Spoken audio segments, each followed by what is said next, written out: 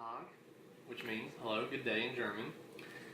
You'll be cooking with Thomas today. We're making an Apfelstrudel, which is obviously apple strudel. You'll find throughout the course of this video that Germans and Americans have much in common in their vocabulary and words, and also in their business dealings, and sometimes not so much in their personal lives outside of the business world, but we'll get to that later. Right now, we're going to start with peeling the apples for the apple strudel. As you can see, I chose some Granny Smith apples.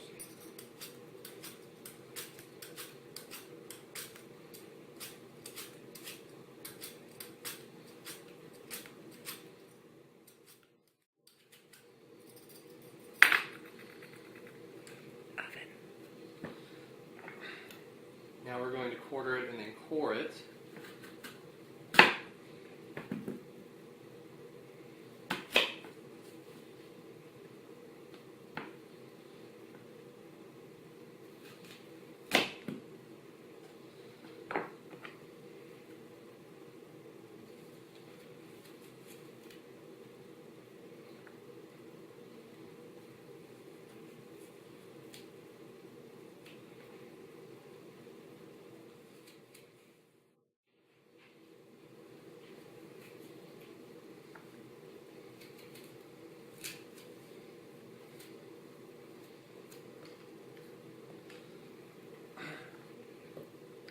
I'm going to start slicing in thin slices.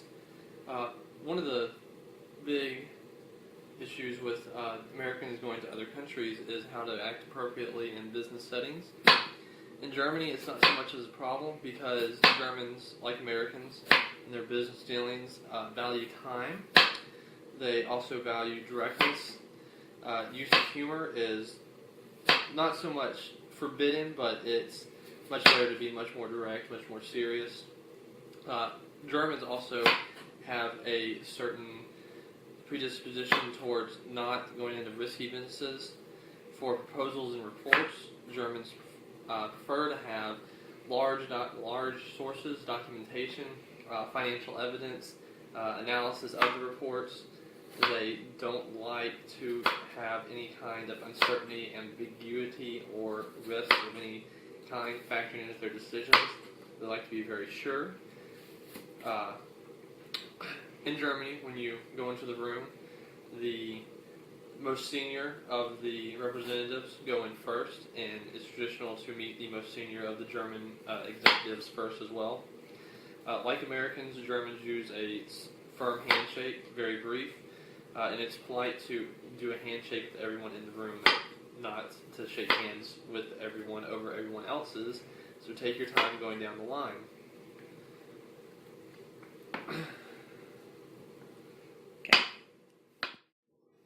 I went ahead and peeled, cored, and sliced the second apple I was using. Once you're done with all the pieces, move them into a little bowl.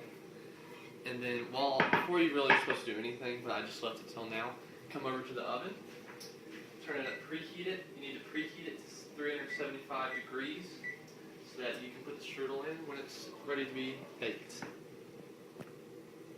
As you can see, we have 2 tablespoons of sugar, a tablespoon of flour, and a quarter teaspoon heaping of cinnamon. We're going to mix this all into a bowl, preparation for mixing the apples and the 2 tablespoons of raisins I'm about to add to coat them lightly.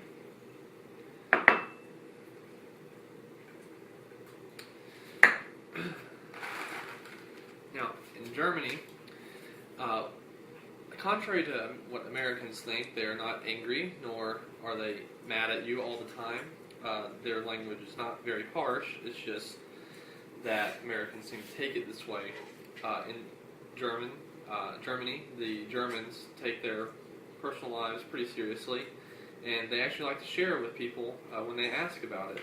So one of the things you can ask is, Wie geht es dir? Which means, how are you? And there are a couple different responses to this. One is wunderbar, which is wonderful. Sehr schlecht, which is very bad. And then there's also so la la, which is kind of middle of the road. So, I'm doing all right. And be prepared, though, when you ask a German how they've been doing, to have them give a lengthy explanation. Americans will just say, I'm fine, and they'll leave it at that. But Germans will actually tell you how their week has been, how their family members are doing, and all that comes with that. They're much more friendly people than Americans are most of the time. They have better personal relationships. And actually, if you're in Germany and you let on that you're English speaking, you may have to ask them to speak in German because they will jump at the chance to test out their English speaking skills on you. Because unlike in America, where most people generally do not have a second language, Germans generally do. And actually, it's not even that uncommon to find someone who is trilingual in Germany. Europe, it has many countries with many different languages all crammed together, and so it's not unusual for people to have to learn more than one language to communicate effectively. I believe English, German, and Spanish are three of the most spoken languages in Europe.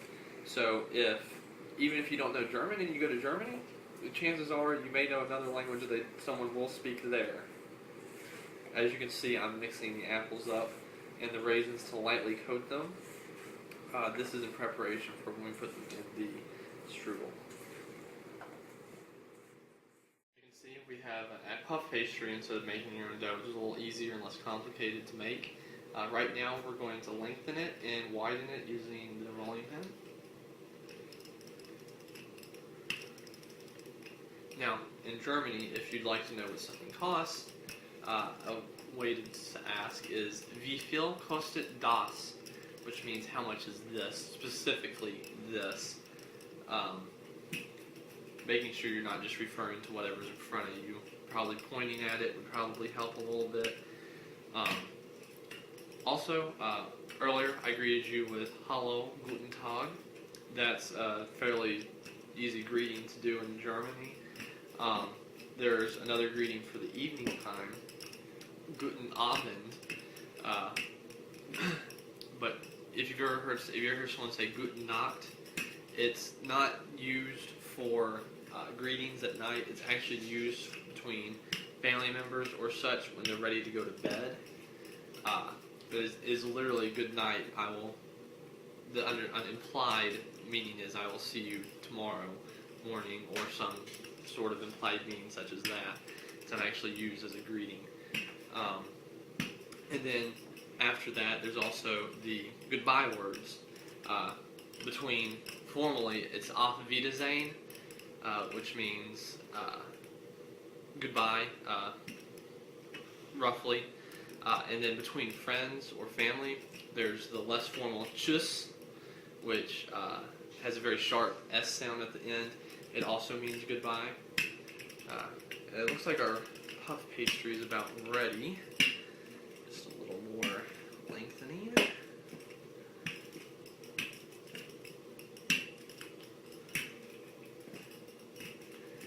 Now, as you can see, I also have an egg wash made with 1 egg and a tablespoon of water to basically baste it with after I'm done.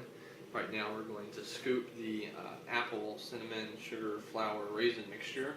As you can see, I'm about to put the apples on the puff pastry, about 1 inch from the sides, and it's going to be on the bottom half so we can roll it up. Just gently make sure it's all on there.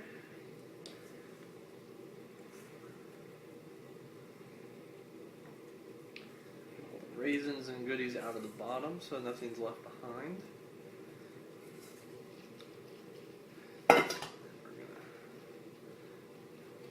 Right, and then we start to roll it up like a jelly roll.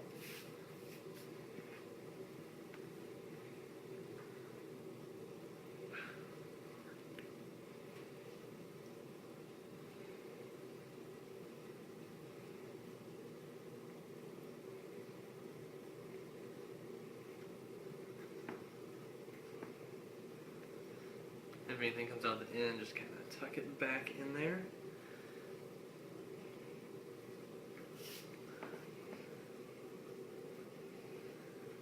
And then fold the ends under on the seam side.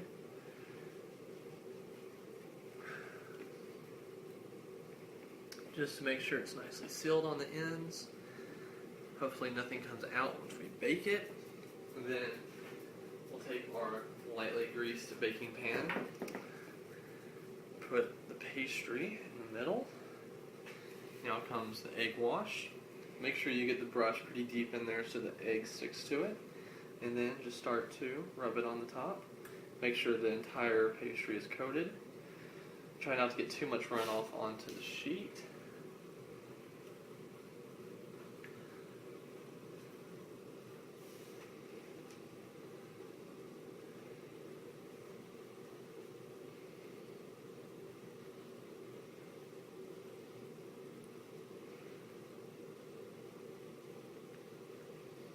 A little bit of runoff is necessary. You're not going to get it perfect.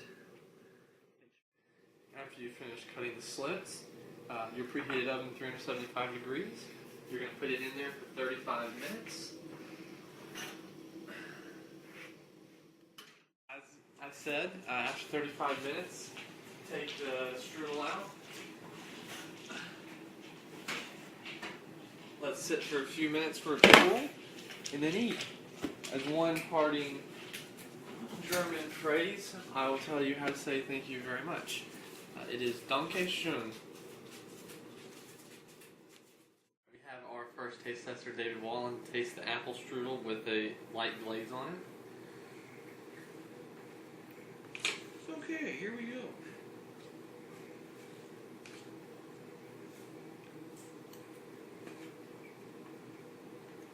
Oh, that's outstanding. Lovely. Do you have a recipe? Well, yes, we do. Can we post this online? It's already posted online. That's lovely. Very friendly. I would recommend it highly to everyone. This is the second taste tester, Kristen Wallen, with the apple strudel with the glaze.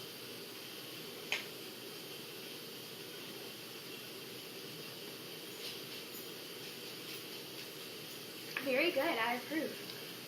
How do you like the cinnamon in it? It's my favorite.